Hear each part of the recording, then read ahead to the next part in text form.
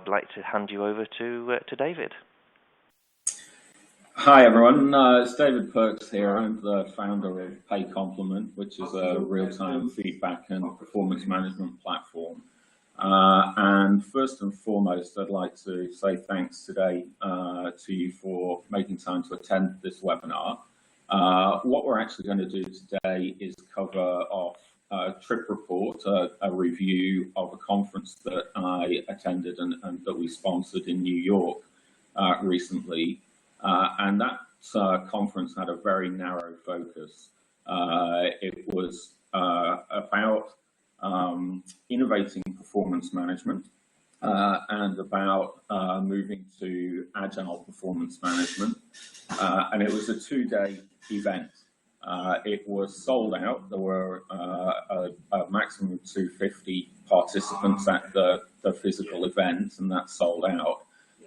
And a virtual conference ran side by side. So there were people from around the world physically in New York, but there were more people from around the world who were actually doing virtual conference attendance. So about 70 people who for 2 days did that.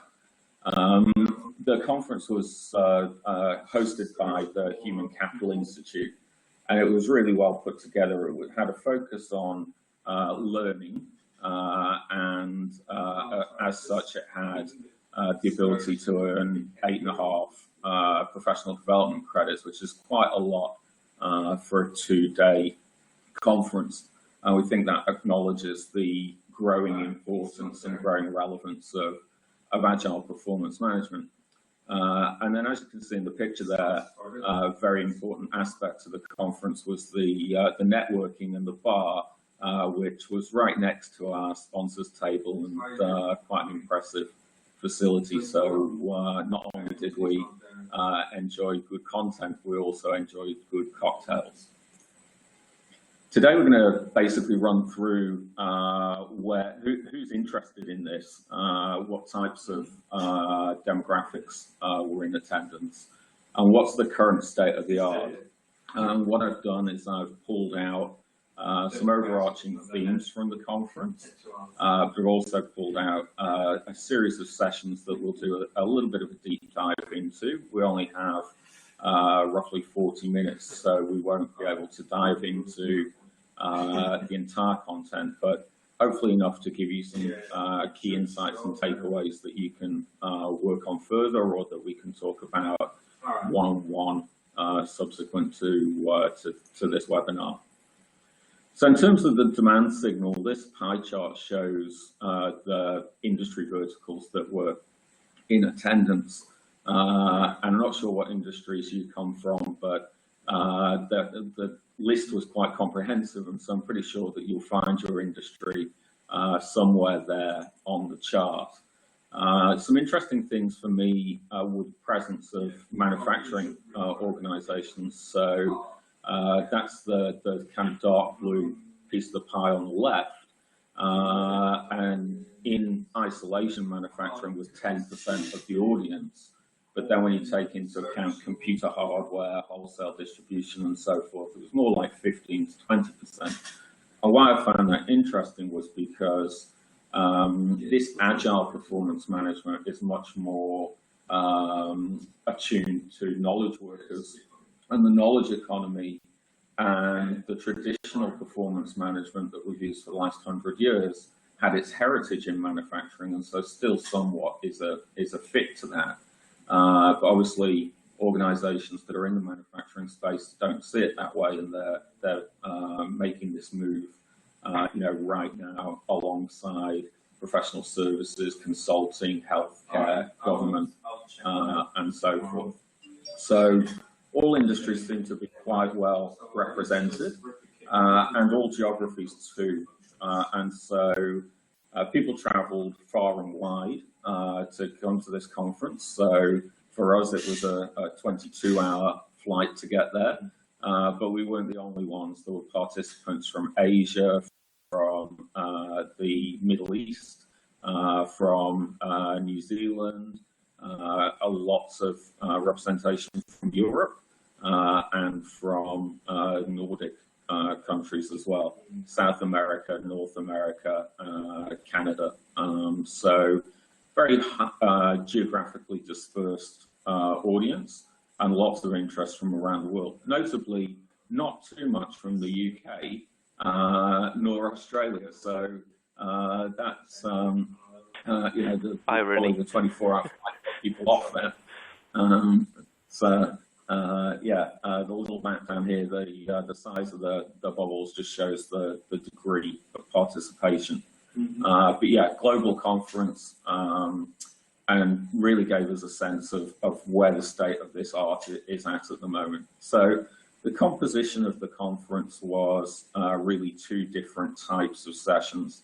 Thought leadership sessions, which were provided by David Rock, who's the head of the Neuro Leadership Institute, Mark Hacker, who is a consulting professional for the Human Capital Institute, and a couple of panel discussions.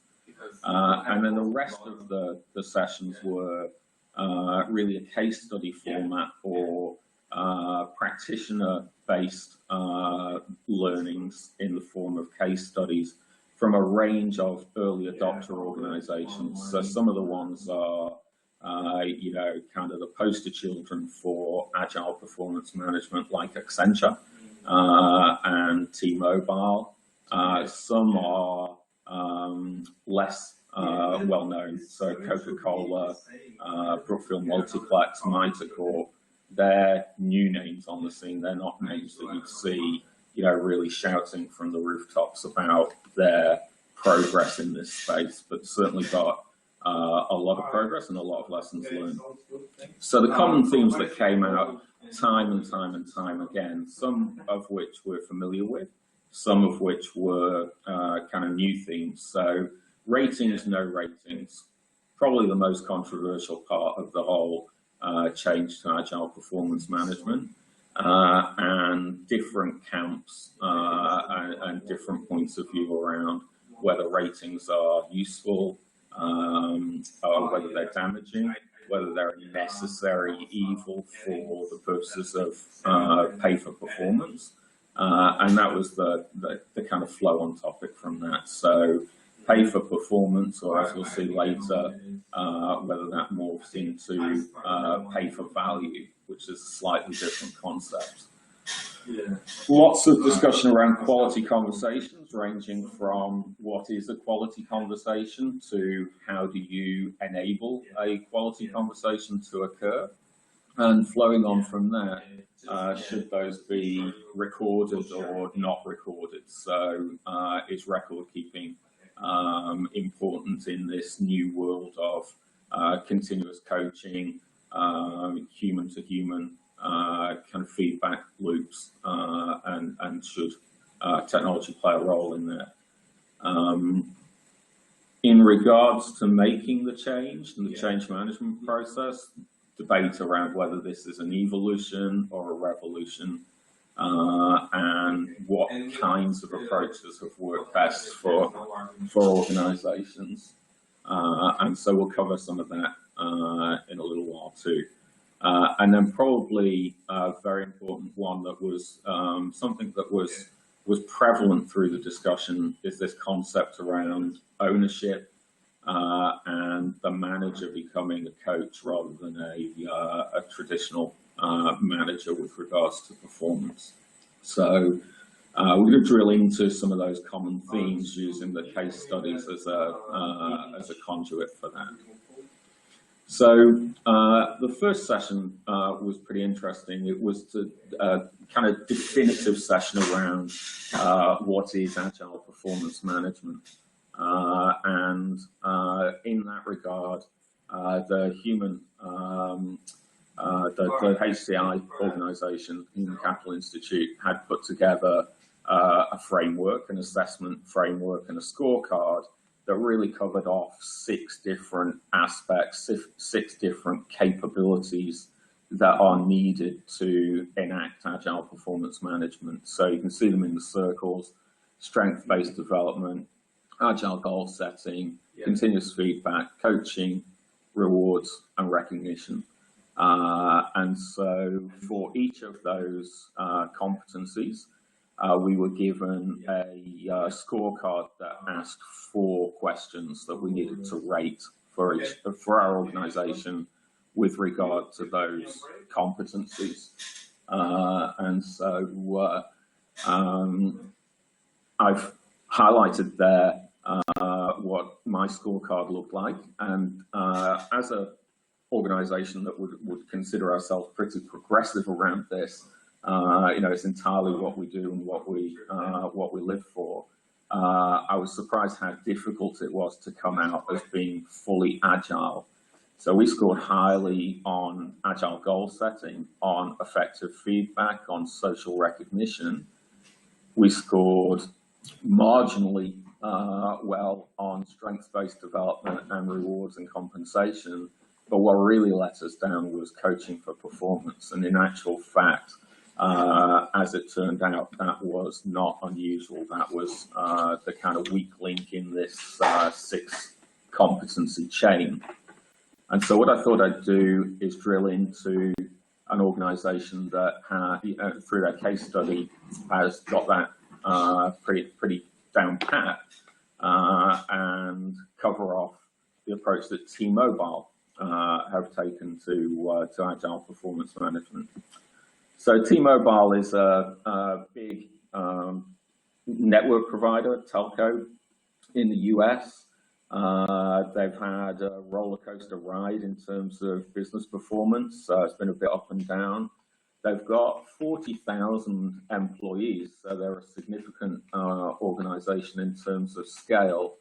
And for them, moving from traditional performance management, ratings, annual reviews, to what they moved to that we'll cover now, was a revolution. It certainly wasn't an evolution.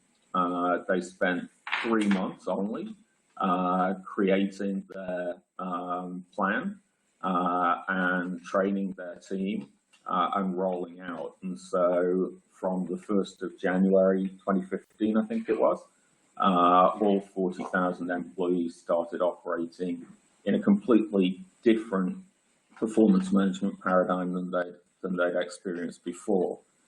Now, I'll probably draw your attention to a couple of things about this that come back to some of those common themes, and in particular, ownership on this slide. So if we look at the HR purpose here, it's helping employees and managers get results for themselves and for the business. And so really that conveys exactly the sentiment of the leaders in this space. They're helping the employees and managers, and as a consequence of that, they're getting results for the business, rather than aligning people to the business for the sake of the business. So might seem like semantics, but it's a very important distinction that agile performance management in this pure play sense is really centered around the employee and helping the employee achieve their best performance, and then assuming that that is happening, aligning that best performance to the place that it best fits to deliver business impact. So we'll see that a few times. The other things that T-Mobile did that really resonated and that emphasized some of the points that David Rock made in his session around success were brand the program. And so their program was quite cleverly named. It being a telco, it has some electronics and telco terminology around it. AMP was the overall acronym for the program, and that's obviously play on words, amperes and voltage. Sync was the terminology for the continuous coaching, and invest was a little bit less telco oriented, which was the terminology for the developmental stream. And so underneath that, it got even cleverer, because SYNC is an acronym for supercharge your next conversation. And so One of the things that was strongly advocated as best practice or good practice in the sessions was changing the terminology from performance management to something, pretty much anything else, and really giving your program a strong brand and a new identity, which T-Mobile did, really well, being a consumer-facing organization. They're probably pretty good at that stuff. Now, the second kind of recurring theme that they supported really well was this concept of enabling managers to transform towards being coaches. And the way that they did that was, again, endorsed as a good practice, best practice, which was to think about all of the types of conversations that are involved in performance management and coaching, to really sort of lay out all of the different nuances, the different scenarios, and the different conversations that a manager would find themselves needing to have. And then for each of those conversations, each of those types of conversations, they came out with a series of scripts or frameworks. And so if we look at that as this top stream here, the three boxes on the top, the conversation types were around clear expectations, ongoing feedback, personal development. And then within that, conversation topics around what someone loves and loathes, for example, what's going well in their role, what's really rubbing them up the wrong way. How did I do? So specific in-the-moment feedback around a particular performance or event. Check-in, how am I doing overall? What's going well? What am I working on? What could I, what resources would help me be more effective in that? Exploring skills and interests. So, what's an individual person's purpose? What's their passion? What's their skill set with regard to that? And where do they see that skill set developing? So that stream up there of, I think there's probably about 20 different conversation templates in there, is a prescriptive set of conversation frameworks that managers were given on cards, on placemats, on within a mobile app as a knowledge base, and then were taken through role play, scenarios, practice, scripted sessions, and so forth. And that framework effectively is the way the T-Mobile performance management happens now in terms of alignment. Then for developmental conversations, that's the second stream, the invest stream. And again, same principle applies. These are all scenario-based tools for managers to apply given a particular stimulus, and these prescribe the types of responses that may be appropriate. So it might be a role rotation, it might be on-the-spot appreciation, it might be a bonus, it might be a combination of those things that are prescribed through the T-Mobile program as actions that a manager can take as part of coaching each individual through their career. So some really interesting things that enabled managers, and then a couple of things that weren't so comfortable. So all of this was great best practice until we got to the questions around record keeping and do the conversations happen, and what kind of data is there in the program. And for T-Mobile, they've basically taken an approach that says it's manager level empowerment. Individual employees are responsible for their own careers and their own development. Managers are responsible for their business unit performance. We will measure outcomes rather than activity. And so basically what they're doing through this program is measuring three big metrics at the highest level in the organization, and then relying on the integrity of this program to deliver those. And so those three big metrics are a reduction in what they call regrettable attrition, people that you didn't want to leaving, an increase in business productivity, so revenue per employee and margin, the traditional metrics, and an increase in employee engagement. Those are the three things that T-Mobile are measuring. And their confidence is that if those three things trend correctly through this approach, then people will be happy, people will be engaged, the business customers will be well served, and the business results will flow on from that. So that was pretty interesting, kind of revolution for T-Mobile, and appears to be working well. Those metrics are trending in the right direction, and they're continuing with this program. The only change that they have made is there is a stepping it up conversation, and it's optional for any manager to record these conversations. They're encouraged to jot it down, but the stepping it up conversation is the first step of a performance improvement process.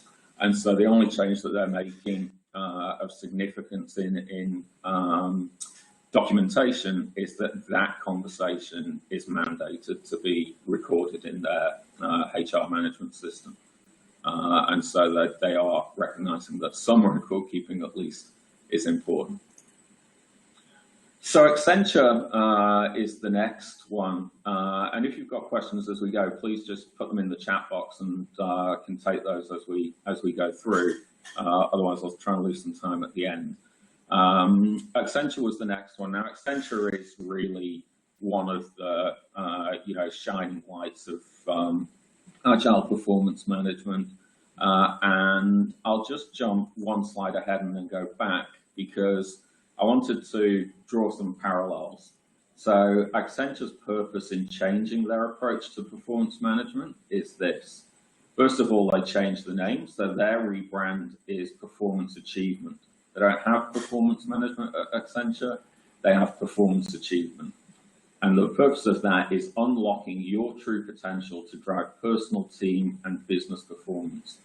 And I think if we look at the T-Mobile purpose and this purpose, hopefully we can start to see that there's a trend towards personal achievement, team achievement, and the flow-on effect of those two things to business performance.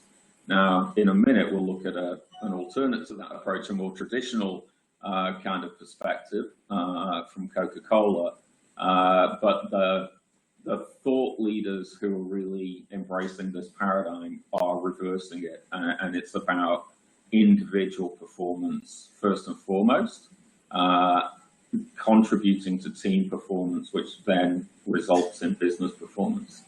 So for Accenture, once again, this was a revolution rather than an evolution. Accenture have globally something like 350,000 staff, and they have changed the process in one cycle for all of those staff.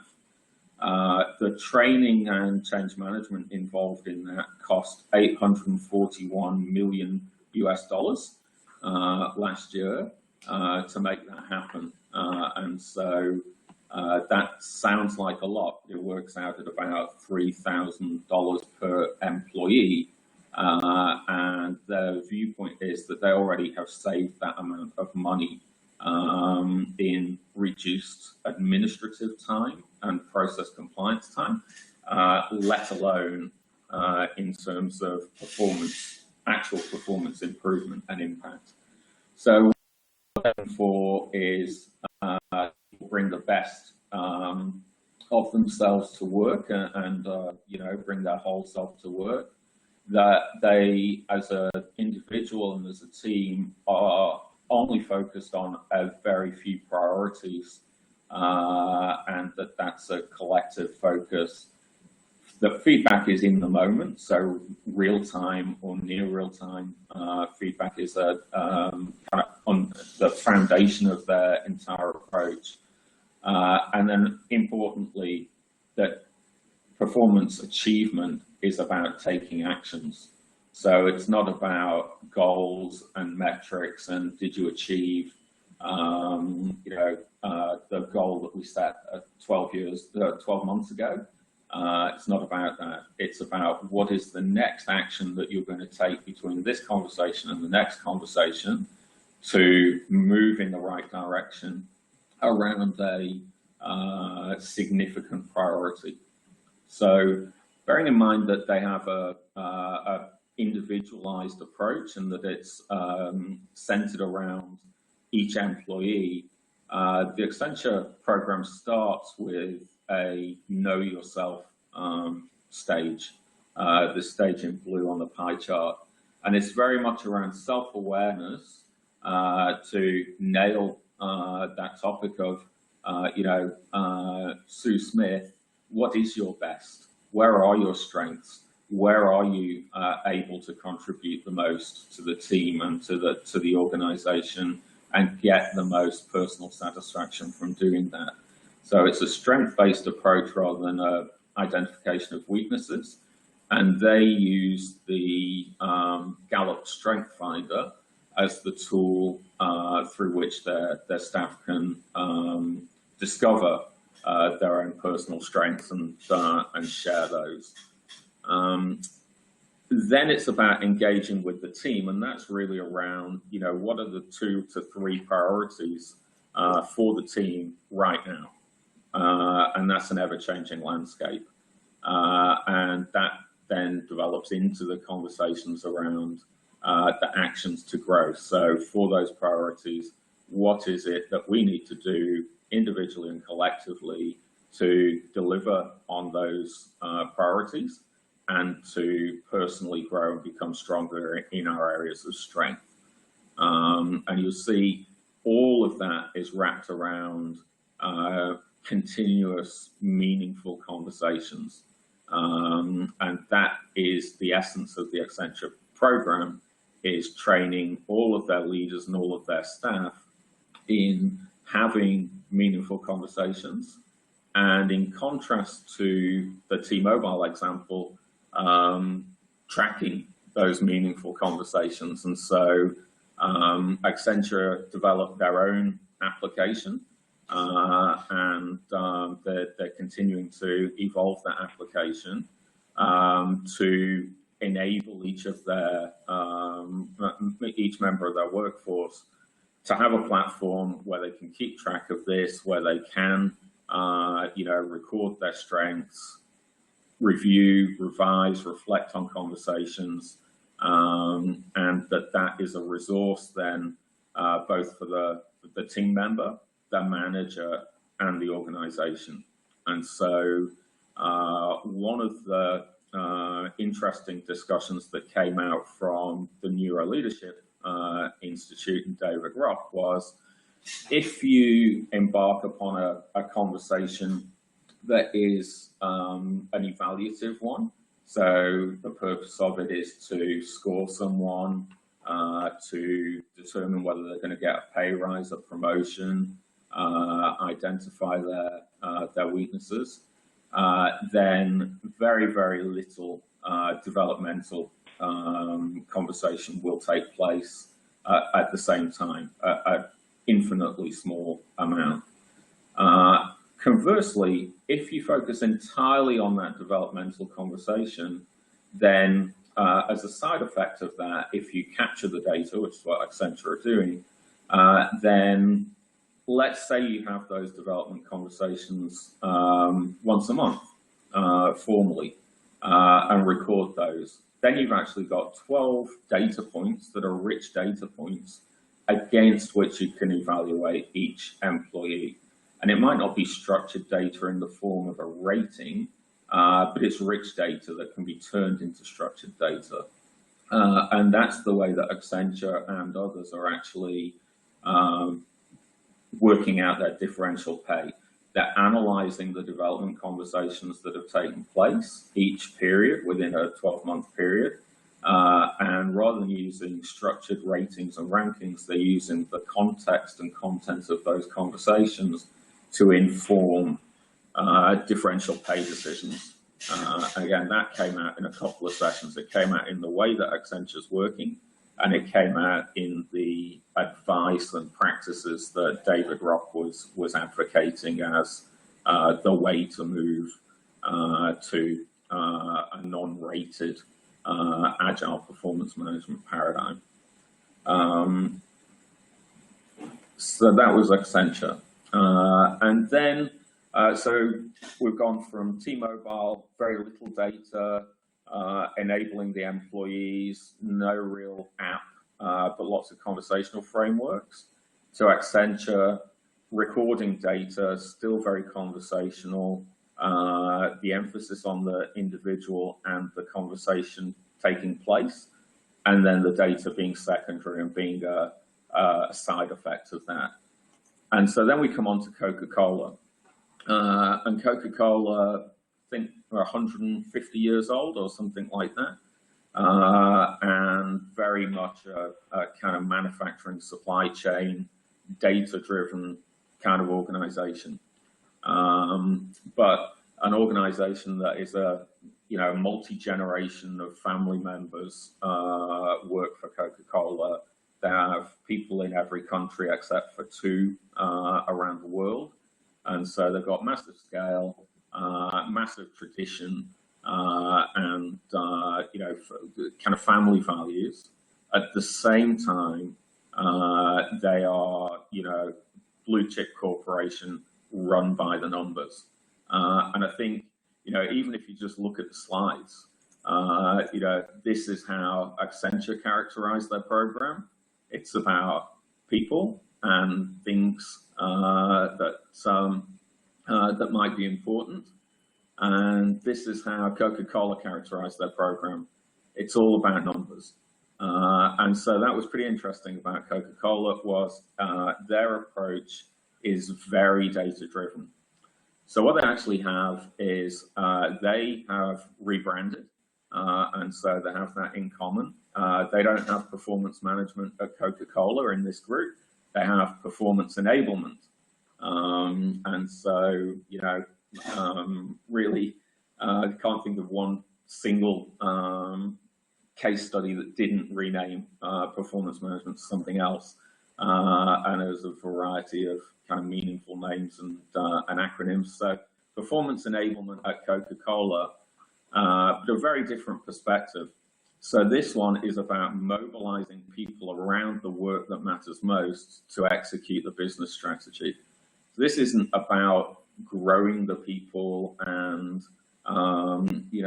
engaging around the purpose and really playing to the person's strength, so much as that alignment around clarity, making sure that people are productive in meeting the business strategy of Coca-Cola. So much more kind of conventional, I'd say, take on performance management than Accenture or T-Mobile, which are much more employee-centric.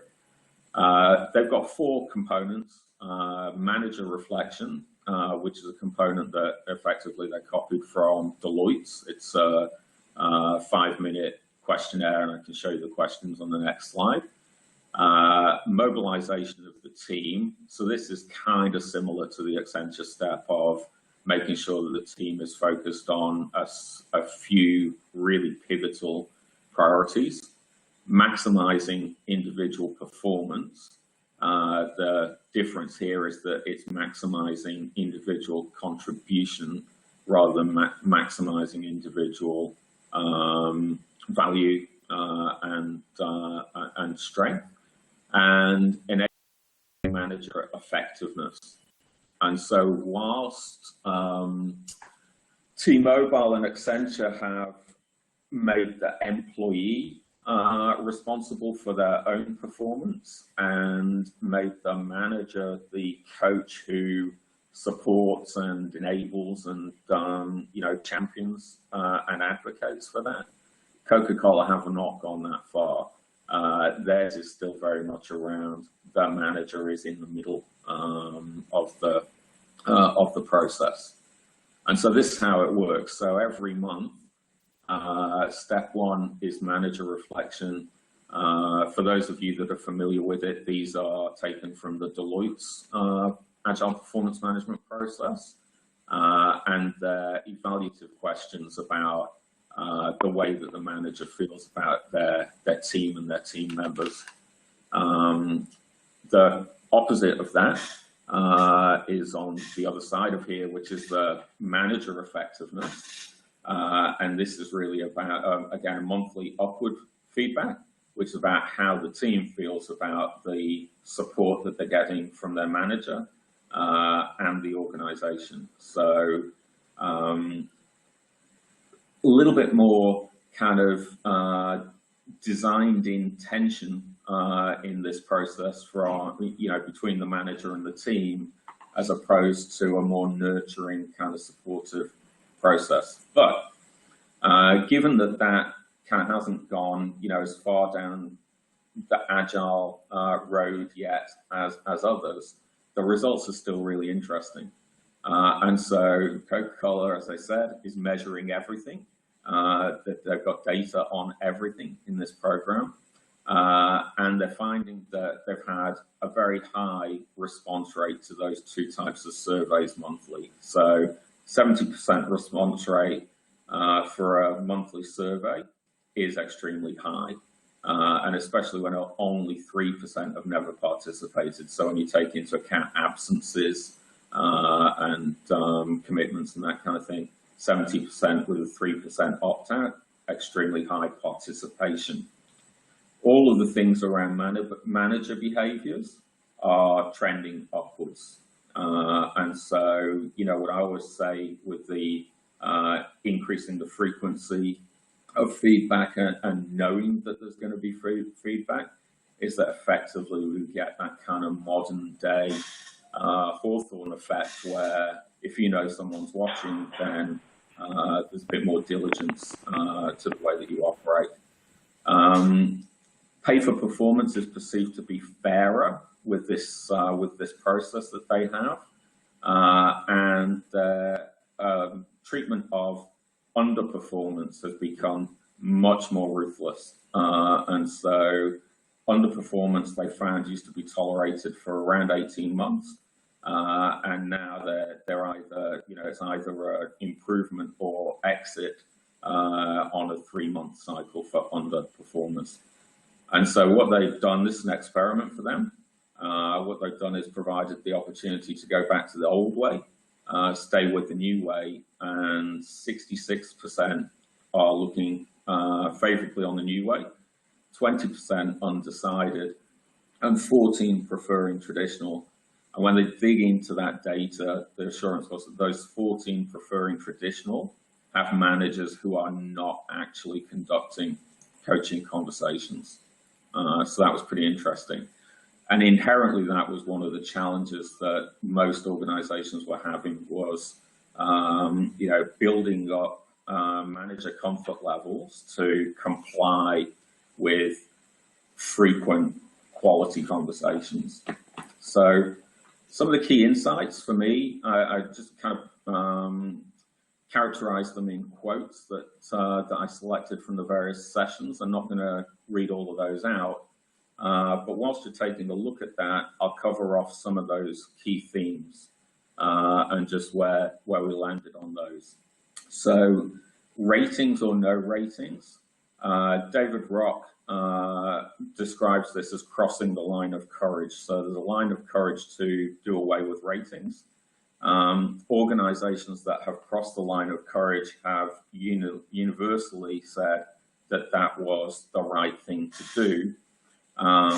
But there is some evidence that there is some downside of doing that with regard to high performers. And so the thing to watch for there is that if you do away with ratings, that you find other ways to spotlight high performers and give them a special feeling that they're not going to get now that they're not rated a 1 anymore. Pay and how do you differentially pay without ratings? So the landing point on that was that the more conversations and the more cycles you have, the more data you have. And that whilst that's not necessarily statistical data, that it is insightful data. And so the feeling was that providing you're capturing the data, which is important, and that the conversations actually happen, which is also important, then you are in a better position with frequent conversations than you would be with annual ratings as far as differentially paying true high performers. Quality conversations, the advocates were really advocating an approach to define those, so to define what types of conversations they are, like T-Mobile did, script them, train your leaders, and practice. And then, of course, measure and review. But defining the types of conversations and scripting was really the secret weapon to getting coaching skills into the organization quickly. Evolution, revolution, the landing point was revolutionize and then evolve from there if you can. Otherwise, go back to those 6 circles and the competencies that are involved, find your weakest ones and start there with your evolution. But the revolutionaries have moved faster and got faster results than the evolutionary organizations. Check-ins was really monthly seemed to be the rhythm that worked for most, and the landing point on who owns performance management was interesting. When I last did a session with Shorebird, we had that as a poll, and the audience was divided between the manager and HR owning performance management, but few said the employee. Universally through the case studies that we saw, with the exception of Coca-Cola, the feeling was that the employee is the best person to own their performance achievement, or whatever you want to call it, but not performance management. So it was a well-attended conference. There were lots of great case studies. There's lots of lessons learned. Moving from traditional to agile performance management now is beyond the hype. There are plenty of organizations that have done it, and they're not going back to the way that it was. And now, you know, given that there are specialized 2-day conferences with global attendance, I think we're well and truly beyond the hype. If you're ready to start making the moves, or even if you just enjoyed today's session and want to find out more, then what I am offering all of the attendees today is an opportunity to have a one-on-one conversation. We can dive deeper into any of the topics that were of interest. And otherwise, if you didn't enjoy it, or if you've got feedback for me, then my feedback ID is there. It's paycompliment.com/XECR1R, and you're welcome to leave any feedback for me, good or bad, that you feel appropriate on the session. Richard, I don't know how we open the call up, but if people have got time, I've certainly got time for questions.